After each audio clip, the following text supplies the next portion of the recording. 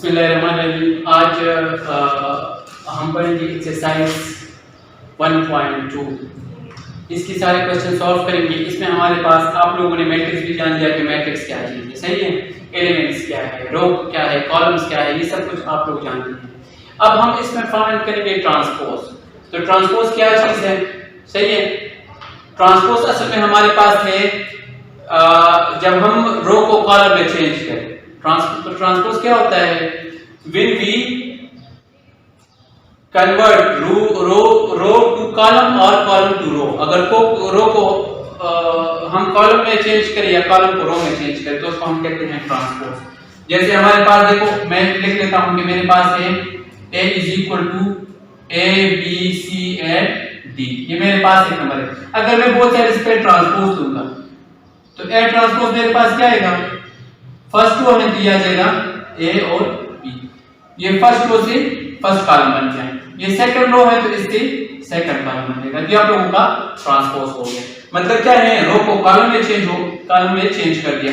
अगर हम कॉलम को रो में चेंज करें तो भी यही आंसर आएगा।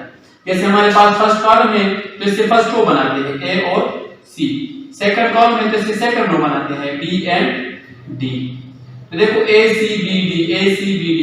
अगर आप लोग रो को कॉलम में चेंज करें या कॉलम को रो में चेंज करें तो उसको आप लोग कहते हैं कि ये हमारे पास क्या है, ये ट्रांसपोज, सही है। आप लोग इसको सॉल्व कर सकते हैं। आप लोग इसकी डेफिनेशन भी देख सकते हैं कि when we change row in column and column in और column in row, this is called matrices. Book में आप लोग का डेफिनेशन मौजूद है। डेफिनेशन असल में पेपर्स में आती भी नहीं है, लेकिन यही इसका डेफिनेशन है कि अगर हम लोग रो को कॉलम में या कॉलम को रो में चेंज करें तो उसको हम कहते हैं ट्रांसपोज, सही है।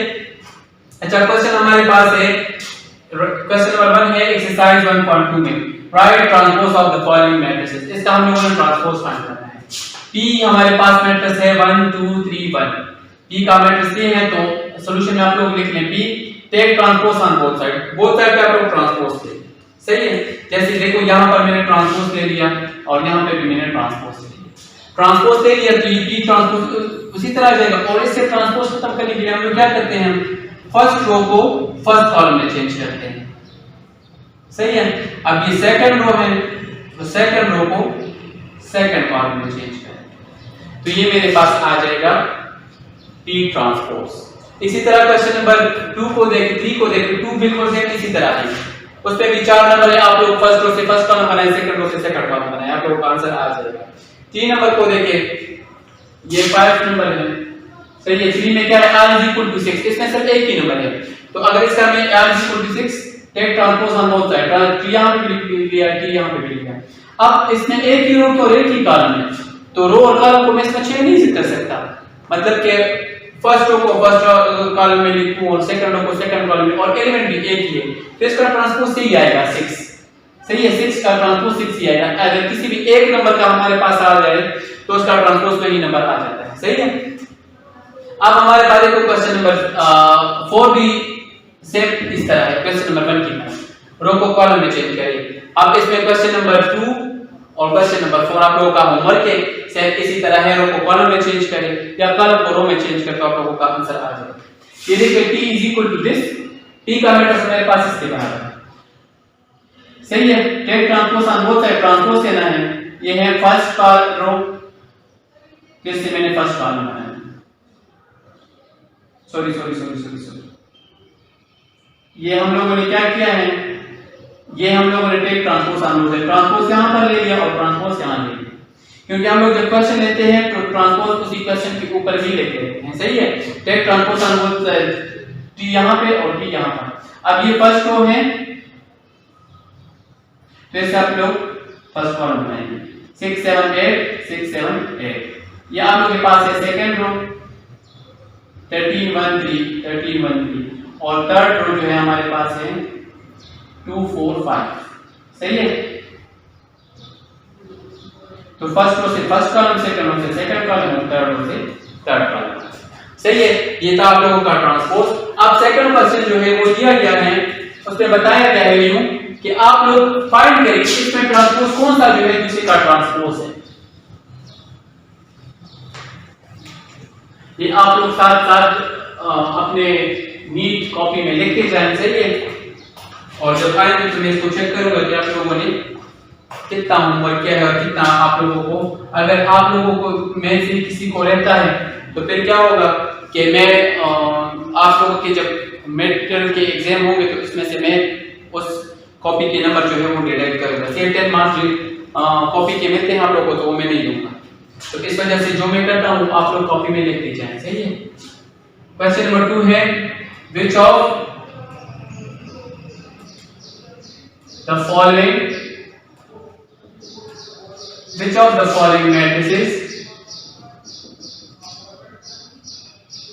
matrices are transpose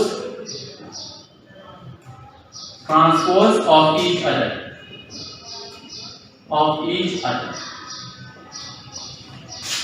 सही है।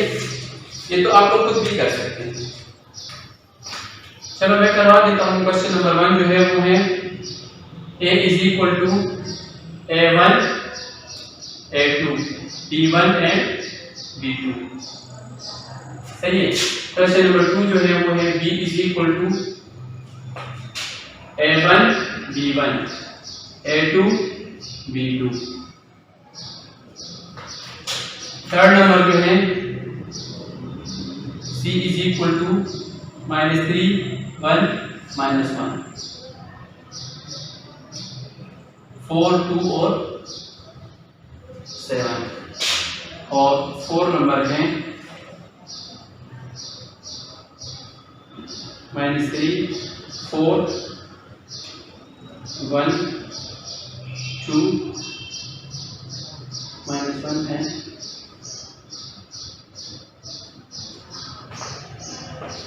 अच्छा देखो यहाँ पर कितना इजी है। Which of the following matrices are transpose of each other, कैसे कहते हैं कौन सा जो है दूसरे का ट्रांसपोज है। अब देखो 4 मैट्रिसेस है ए बी सी डी, आप लोगों को खुद भी नजर आ रहा है, सही है कि आप लोगों में से ट्रांसपोज देखो। इसमें हमारे पास क्या है, फर्स्ट रो a1 a2, यही ये फर्स्ट कॉलम, सही है। सेकंड रो ये है सेकंड कॉलम। अगर हम उसका भी ट्रांसपोज ले लें, for example a transpose is equal to b, मतलब क्या है कि a transpose is equal to b। अगर a का ट्रांसपोज लेंगे तो वो b आएगा। अगर b का हम लोग ट्रांसपोज ले लें, फॉर एग्जांपल हम b का ट्रांसपोज लेते हैं, फर्स्ट रो a1 b1, यहां पे फर्स्ट कॉलम a1 b1, यहां पे सेकंड रो a2 b2 और यहां पे सेकंड कॉलम a2 b2। तो हम लोग ये भी लिख सकते हैं कि and b transpose is equal to a। अगर a का ट्रांसपोज लेंगे वो b आएगा, अगर b का ट्रांसपोज लेंगे तो वो a आ जाएगा, सही है। तो ये आप लोगों का क्या है, आंसर है, सही है। इस पे यही बताया कि कौन सा जो है दूसरे का ट्रांसपोज है, तो a b का ट्रांसपोज है और b a का ट्रांसपोज है। इस तरह इसको देखें, अगर मैं लिखूंगा कि c is equal to d transpose, देख सकता हूं ना। देखो ये फर्स्ट रो, ये फर्स्ट रो -3 1 -1 -3 1 -1, ये सेकंड रो 4 2 7 4 2 7, फर्स्ट रो के साथ फर्स्ट रो, ये सेकंड रो है तो सेकंड रो के साथ सेकंड रो। तो डी एंड, अब अगर मैं क्या करूं, इसका अगर निशान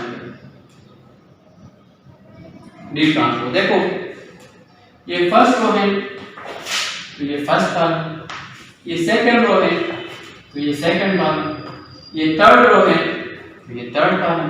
तो आप लोगों के पास आ जाएगा कि C is equal to D transpose और and D is equal to C transpose,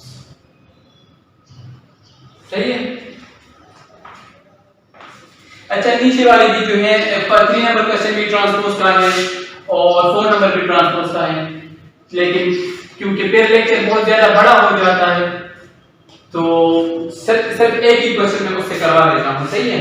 question number 3 में से मैं सिर्फ एक क्वेश्चन करवा देता हूँ, या इस तरह करता हूँ कि क्वेश्चन नंबर 3 का जो आप लोगों का एक है हमारे पास which of the following matrices are symmetric and which are skew symmetric।